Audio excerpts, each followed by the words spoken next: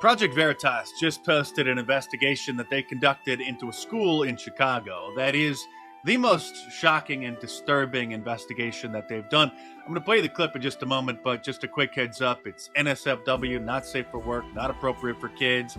It's not necessarily the visuals, it's just a guy talking on hidden camera, but it's what he is saying. So just turn the volume way down or watch this video later. This is Joseph Bruno, the Dean of Students at Francis W. Parker School, a private school in Chicago, Illinois.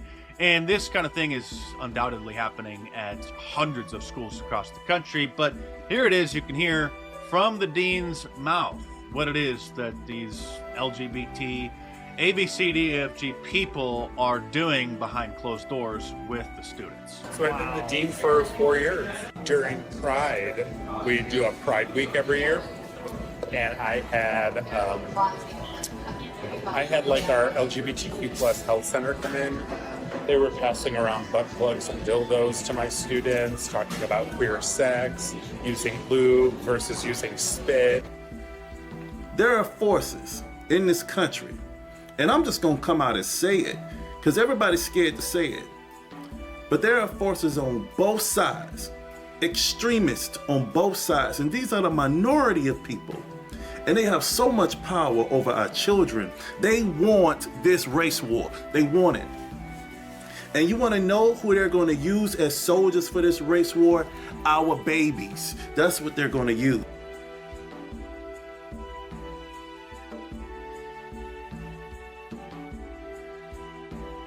Who is this? This is an LGBTQ plus health center came in to talk to my high school students. They're just like passing around dildos, butt plugs. The kids are just playing with them, they're looking at them. In the school? In a classroom. Wow. Yeah.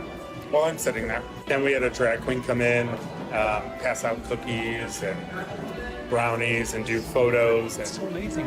And everybody's cool with that, like the butt plugs and the dildos. And manipulate the minds of some of our most precious and innocent souls, our children. And the reason why they're able to do this so much, because this is a tactic that has been working for thousands of years. If you want to spread hate, you infect the young. Nobody complains. No. I mean, if the parents found out, would they? No. It's queer sex. This is the drag queen that came in. What's her name? Alexis Bevels. Alexis Devil. And just hung out in my classroom. And was there? Or hung out in my office. You have so much freedom and so much wiggle room. So much freedom. So much money. I mean, So much money. I mean, So much money. I mean, So much money I mean, to do stuff. trustees are okay with that too? They don't know. They would. It's like I wouldn't even like run it by them. Like, why would I run it by them? They would be like, "Oh my god, that's wonderful." Like, how old were the kids with the classroom? 14, 18. They're like, how does this work? How do we do, like, how does this work? Right.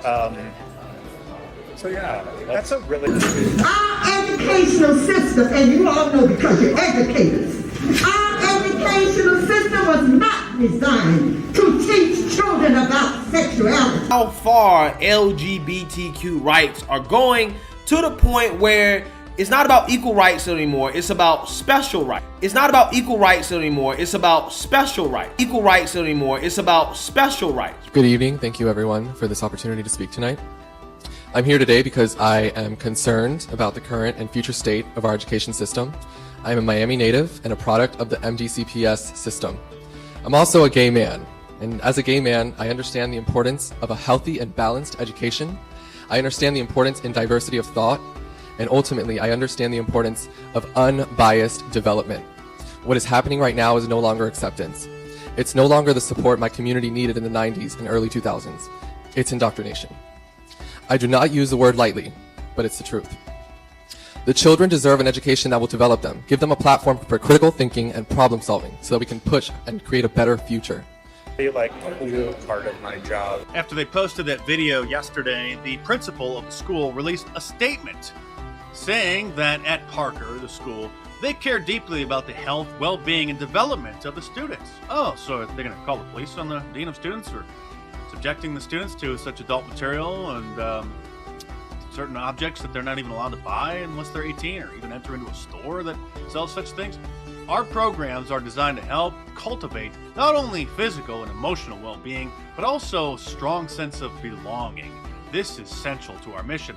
That's why we're heartbroken to learn that one of our colleagues' words have been severely misrepresented for malicious purposes. Project Veritas is a far-right activist group that produces deceptively edited videos of secret recordings in an effort to discredit mainstream media organizations, progressive groups, and educational institutions. It goes on and on defending the dean and his activities with the young students, and then says that the principal is sickened by the actions of Project Veritas. All they wanted was the right to get married, they used to say, but now they're, well, you just heard what they're doing.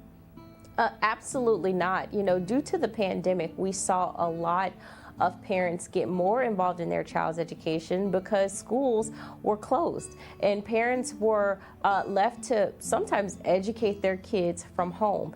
And a lot of them believe across the country that the left is too focused on culture issues instead of actually teaching students how to read and do math. And so, no, it doesn't surprise me at all that this is one of the top issues that parents are focused on, and they quite frankly deserve.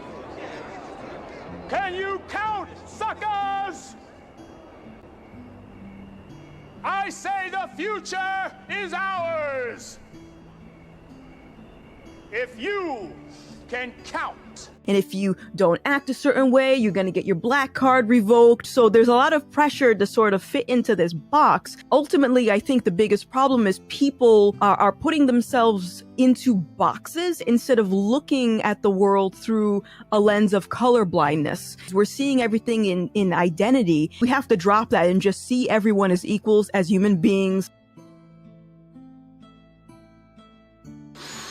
I'm going to take a different tack from beginning. We are at this point, this is not about black and white, rich and poor, blue collar, white collar. We're fighting for the heart and soul of our nation.